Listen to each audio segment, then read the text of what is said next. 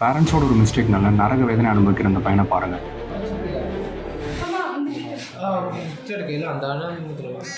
S, this is rubbish virus. இந்த மாதிரி ஒரு வேதனையை இனி யாரும் அனுபவிக்கக்கூடாதுன்னு நினைக்கிறீங்களா? அப்போ இந்த வீடியோ உங்களுக்கு. நம்ம தமிழ்நாட்டில் மட்டும் லாஸ்ட் இயர் 6,40,000 பேர் நாய் கடிப்பட்டிருக்காங்க. அதில் 43 பேர் இறந்தும் போயிருக்காங்க. இந்த 43 பேரும் ரொம்ப பெரிய தலைவலி, ரொம்ப அதிகமான காய்ச்சல் அண்ட் தண்ணியை பார்த்தாலே ஒரு பயம் அண்ட் கன்ஃபியூஷன் அண்ட் அக்ரஷனோட உச்சத்துக்கே போய் அந்த வேதனையை அனுபவிச்சு 2 நாள் சாப்பாடு தண்ணி இல்லாமல் இறந்து போயிருக்காங்க. ஷாக்கிங்லி இந்த டெத்துக்கு காரணம் ராபிஷ் வைரஸ் கிடையாது. ஒன்று அவங்களோட பேரண்ட்ஸ், இன்னொன்று அவங்களோட அலட்சியம். First parents.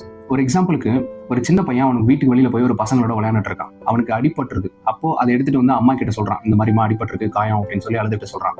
அவங்க அம்மா அந்த பையனுக்கு ட்ரீட்மெண்ட் பண்ணி அட்வைஸ் பண்றதை விட்டுட்டு அவனையே போட்டு அடிக்கிறாங்க. ஸோ இந்த மிஸ்டேக்கை பேரண்ட்ஸ் மாத்திக்கணும். கீழே விழுந்தாலோ அடிப்பட்டாலோ என்ன ஆனாலும் ஃபர்ஸ்ட் என்கிட்ட வந்து சொல்லணும்னு சொல்லி பசங்க கிட்ட கைண்டா சொல்ல பழகுங்க.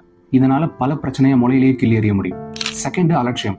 சின்ன நாய்க்குட்டி தானே, ஒரு சின்ன கீரல் தானே அப்படின்னு சொல்லி அதை ட்ரீட்மெண்ட் பண்ணாம அப்படியே விடுறது அசால்ட்டான். ராபிஷ் ஒரு சின்ன கீரல்ல இருந்து கூட பரவும். சின்ன நாய்க்குட்டியா இருந்தாலும் பெரிய நாயா இருந்தாலும் எதுக்கிட்ட இருந்து வேணா நமக்கு பரவும்.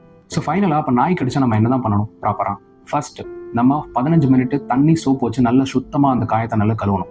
செகண்ட், வாஷ் பண்ண உடனே இம்மீடியட்டா பக்கத்துல இருக்க ஹாஸ்பிட்டல் போய் ராபிஸ் வேக்சினேஷன் எடுக்கணும். அந்த வேக்சினேஷன் சைக்கிளையும் ப்ராப்பரா முடிக்கணும். தென் நீங்க 100% சேஃப். இது ஒரு அவேர்னஸ் வீடியோ இல்ல, ஒரு உயிரையே காப்பாற்றுற மெசேஜ். ஸோ இந்த வீடியோவை உங்க ஃப்ரெண்ட்ஸ் அண்ட் ஃபேமிலிக்கு ஷேர் பண்ணுங்க. சேஃபா இருங்க. இந்த மாதிரி வேல்யூபிள் கண்டென்ட்டுக்கு லைக் அண்ட் சப்ஸ்கிரைப் பண்ணிக்கோங்க.